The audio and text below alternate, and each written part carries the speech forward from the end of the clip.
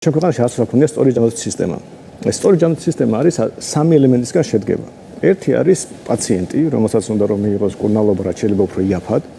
მეორე ის ექიმი და კლინიკა, რომელსაც უნდა მიაწოდოს სერვისი და რომელიც არ მოსწონს მათო მიხელს, მოგება მიიღოს, რაც ბუნებრივი სურვილია ნებისმიერი ორგანიზაციის და ასევე არის არ მომწონს სობრდანიც. თავდა ასევე სადაზღვევო კომპანია.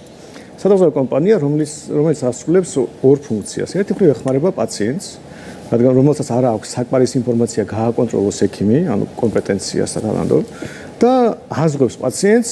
თავარი ფუნქცია სადაზღვევო კომპანიის ამაში მდგომარეობს, რომ რაღაც ისეთი არაპროგნოზირებადი ხარჯები არ ქონდეს. მეორე მხრივ გარანტიას ადლებს კლინიკას, რომ მიუხედავად ფინანსური მდგომარეობისა პაციენტისა, ის მიიღებს ფულს გაწეული მოსახურებისთვის. თუ ეს სისტემა ასე აწყობილი, თუ კონკურენცია სადაზღვევო კომპანიებს შორის, კლინიკებს შორის და არსებობს სამართლიანი სასამართლო, რომელიც სწრაფად და სამართლიანად აგვარებს დავებს ამ მხარეებს შორის, ეს სისტემა ყოველთვის ყველგან კარგად მუშაობს. ჩვენთან რა ვითარებთ? არასდროს არ ქონდა ეს სისტემა, იყო რაღაც მოკლე პერიოდი, სადაც ამ სისტემისკენ წავედით, მაგრამ არც კონკურენცია არ იყო სადაზღვევო კომპანიებს შორის, არც სასამართლო ქონია და ქონდა და წლები გრძელდება დავები და სამინისტროსაც კი აქვს შეთავსებული, როგორც უკვე ახსენეს, სასამართლოს ფუნქციები. ამიტომ ეს სისტემა ჩვენ მოქალაქეს არასდროს არ ქონია შეხება ასეთ სწორად დაწყობილ სისტემასთან. პრობლემა რატომ ჩნდება? იმიტომ რომ ნებისმიერ სისტემა როგორც არ უნდა ააწყო, იქ იქნება ხალხი, ვისაც არ აქვს ცნობა მომსახურებაზე.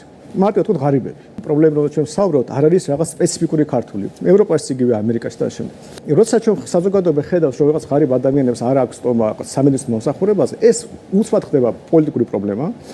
და ყველაზე მარტივი პოპულისტური პასუხი არის, რომ მოდი ჩვენ მივხედავთ აქ ყველაფერს და მოგაწვით უფასო ან იაფ მომსახურებას. იმის ნაცვლად, რომ ჩვენ პირდაპირ უპასუხოთ სიღარიბის პრობლემას. ანუ ორი განსხვავებული პრობლემა, ერთმანეთში აერევა ხოლმე და იმის ნაცვლად, რომ ადამიანს, რომელიც ღარიბია, იმ ადამიანს ფული მივცეთ და შესაძლებლობა დაზღვევა იყიდოს, ამის ნაცვლად მთავრობა ერევა ჯანდაცვის სექტორში. და ეხლა რა ხდება?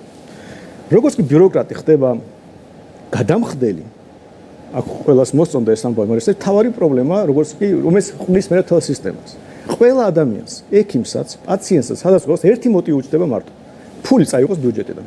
ყველა მიცის, აი ყველა მაყურებელმა იცის დარწმუნებული ვარ, რომ იყო ერთი მინიმუმ შევთხოვა, როცა ექიმმა არასწორი დიაგნოზი დასვა, სრულიად კეთილი მოტივებით, რომ პაციენტს მიიღო მაგალითად დამატებითი კვლევა. ეს ხო აი იმდენად გავრცელებული ამბავია, მე იშვიათად არ მგონია რომ მოქალაქე მოიძებნება ქვეყანაში, ვინც ასე თუ ისე ხშირად დადის ექიმთან და ასეთი შემთხვევა არ ქონია. ექიმი თავის მხრივ კარგ საქმეს აკეთებს, მეტ სერვისს თავაზობს პაციენტს, პაციენტისთვის უფასოა ეს ყველაფერი, მაგრამ საბოლოო ჯამში ბიუჯეტიდან მიდის ფული, ეს ბიუჯეტი რაღაც მომენტში ვერ უმკლავდება და მთავრობა იწყებს ამის რეგულაციას. ეს საბოლოო ჯამში თავდება ფატალურად. მთავრობა საერთოდ არ უნდა იყოს ჩართული ჯანდაცვის სფეროში ამ კუთხით.